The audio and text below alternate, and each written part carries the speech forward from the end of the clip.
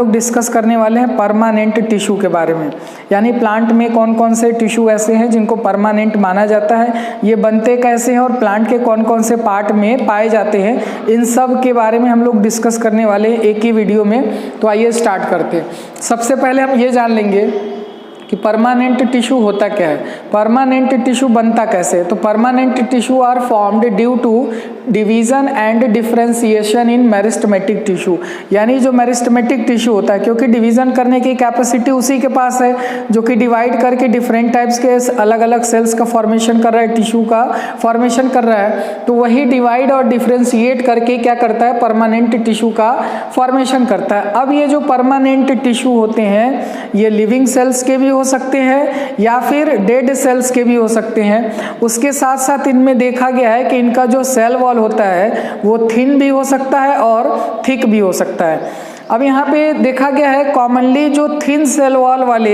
Sales होते हैं वो लिविंग सेल्स होते हैं, और जिनका सेल वॉल थिक होता है वो लिविंग भी हो सकते हैं और डेड भी हो सकते हैं, दोनों कंडीशन इनमें देखा जा सकता है। तो सबसे पहले जो परमानेंट टिश्यू है इनको दो ग्रुप में बांटा गया है, सिंपल परमानेंट टिश्यू और कॉम्प्लेक्स परमानेंट टिश्यू। अब ये सिंपल और कॉम्प्लेक्स दोनों वर्ड से ही क्लियर हो जा रहा है कि दोनों में क्या डिफरेंस होगा। सिंपल यानी सरल साधारण टाइप का टिश्यू होगा, और जो कॉम्प्लेक्स होगा, कॉम्प्लेक्स का मतलब क्या होता है, जटिल होता है।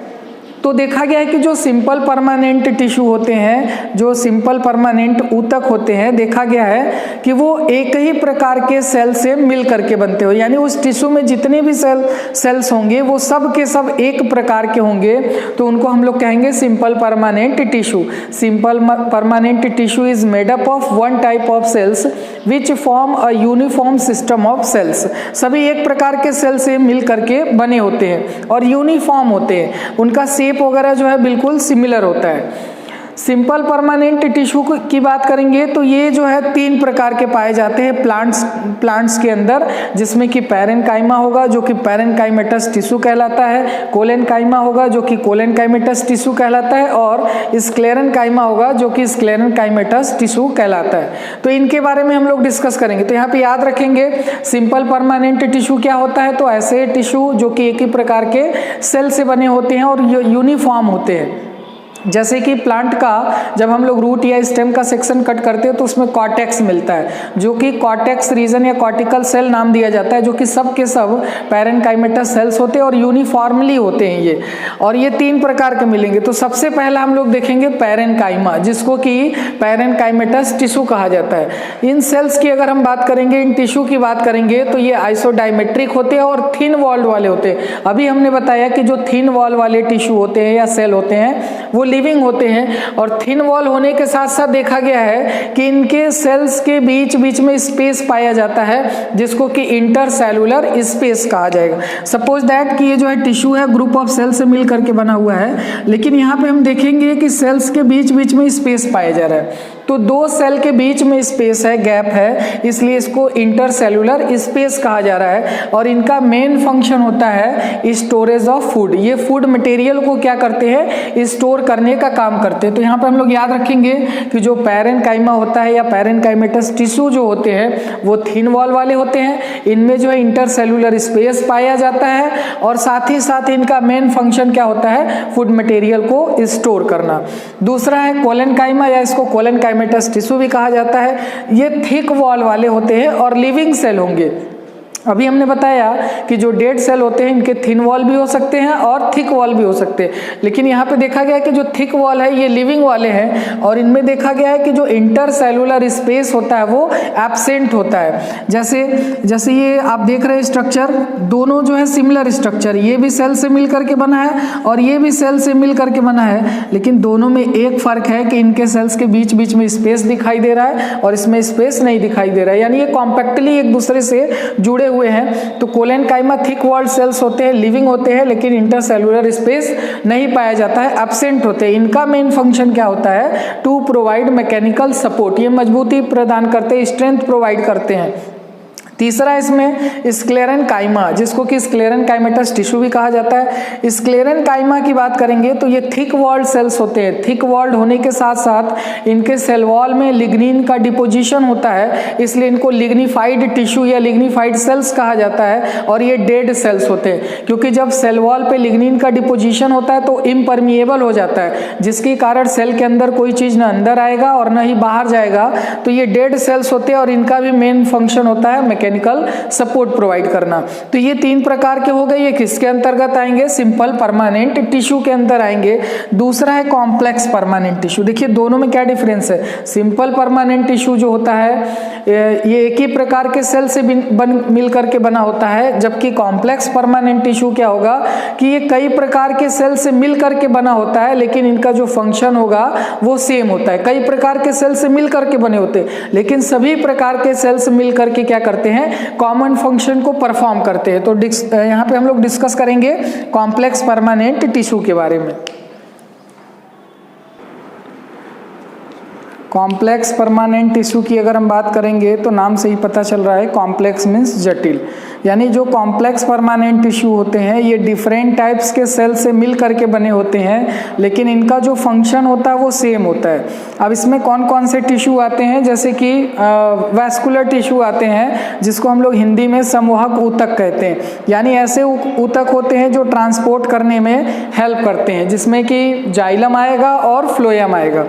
अगर हम जाइलम की बात करेंगे तो अभी तक हम लोग यही जानते थे कि प्लांट में जो वाटर कंडक्ट करने का काम होता है, यानी जो वाटर होता है वो सॉइल से अपटेक किया जाता है रूट के द्वारा, उसको बाकी पार्ट तक भेजा जाता है। तो उसमें मेन फंक्शन किसका होता है? जाइलम का। यानी ये हम जानते थे कि जाइलम वाटर कंडक्ट करने का काम करता है, लेकिन ये जो जाइलम है ये खुद जो है 4 प्रकार के अलग अलग प्रकार के सेल से मिल करके बना होता है, लेकिन सब मिल करके एक ही काम करते हैं, वाटर कंडक्ट करने का। तो जाइलम जो है वाटर कंडक्टिंग टिश्यू है, आल्सो नोन एज हेड्रोम। इसको हेड्रोम भी कहा जाता है। It transport water and minerals. Water के साथ साथ डिफरेंट टाइप्स के मिनरल न्यूट्रिएंट्स होते हैं जो सॉइल से प्लांट क्या करते हैं? अपटेक करते हैं वाटर के थ्रू। Xylem having 4 types of cell, जिसमें कि पहला आएगा ट्रैकिड्स, दूसरा आएगा इसमें वेसल्स, तीसरा आएगा जाइलम पैरेन्काइमा और चौथा आएगा जाइलम फाइबर। ट्रैकिड्स की अगर हम बात करेंगे तो इसका मेन फंक्शन होता है कंडक्शन ऑफ वाटर, और ये डेड सेल्स होते हैं। क्यों डेड सेल्स होते हैं? क्योंकि ये लिग्निफाइड होते हैं, इनमें लिग्निन का डिपोजिशन होता है। तो ये जो आप स्ट्रक्चर देख रहे हैं ये ट्रैकिड्स का स्ट्रक्चर है। दूसरा है वेसल्स। वेसल्स की बात करें तो इनका भी जो वॉल होता है लिग्निफाइड होता है, लेकिन उतना ज़्यादा लिग्निफाइड नहीं होता है, जिनके कारण इनका जो वॉल होता है वो बहुत कम थिक होता है। इनका ये भी क्या करते हैं? ट्रांसपोर्ट ऑफ वाटर में हेल्प करते हैं, वाटर को कंडक्ट करने में हेल्प करते हैं। तो ये स्ट्रक्चर आप जो देख रहे हैं ये वेसल्स का स्ट्रक्चर है, जो कि वाटर को कंडक्ट करने का काम करता है। तीसरा इसमें जाइलम पैरेन्काइमा। जाइलम पैरेन्काइमा का ये स्ट्रक्चर है।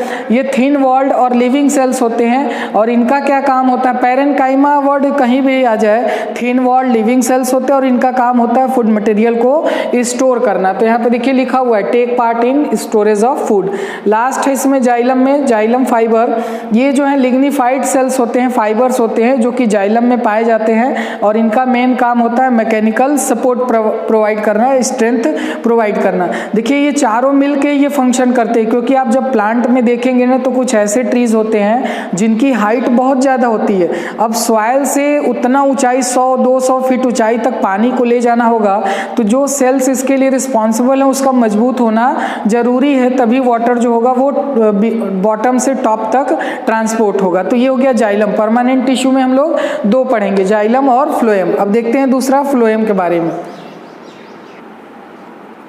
अब हम लोग यहाँ पे डिस्कस करेंगे फ्लोएम के बारे में। जैसे कि हम लोग जानते हैं जाइलम क्या करता है? वाटर को कंडक्ट करने का काम करता है। उसी तरह से प्लांट में जो है कंडक्टिव टिश्यू पाए जाते हैं फ्लोएम।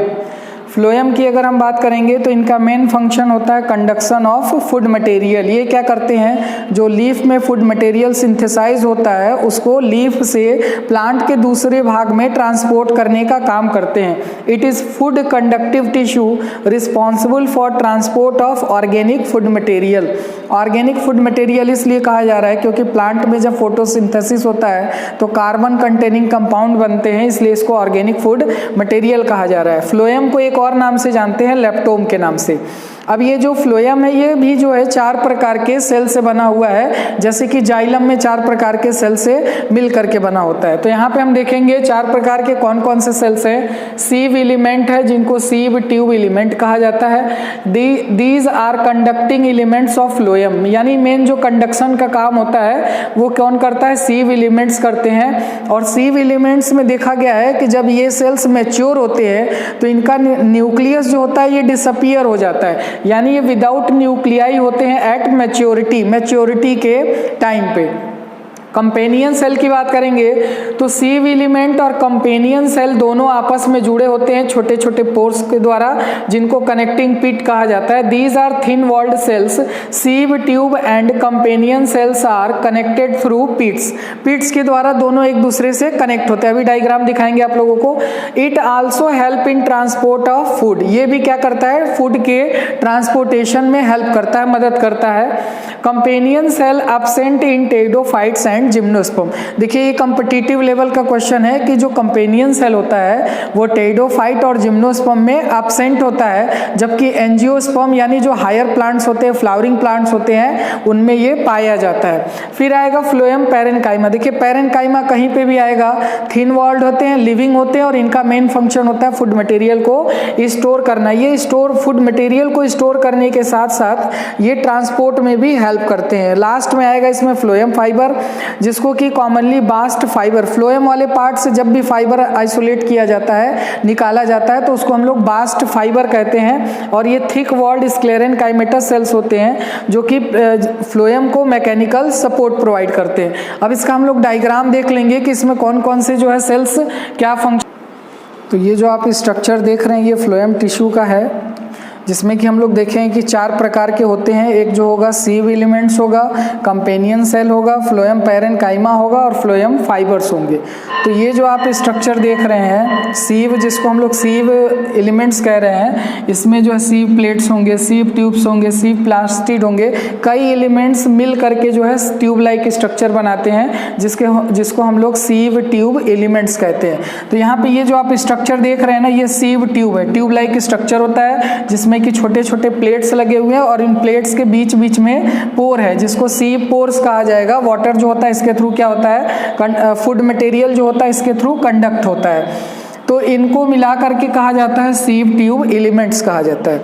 दूसरा आएगा इसमें कंपेनियन सेल। कंपेनियन सेल की बात करेंगे तो ये कंपेनियन सेल का स्ट्रक्चर है। आप देखेंगे कि जो सीव एलिमेंट्स है और जो कंपेनियन सेल है, इनके बीच बीच में पोर्स है, ठीक है। इन पोर्स को जो है पिट कहा जाता है, कनेक्टिंग पिट कहा जाता है, जिसके थ्रू ये दोनों आपस में क्या है, कनेक्ट रहते हैं, जुड़े रहते हैं। फिर आएगा इसमें फ्लोएम पैरेन्काइमा।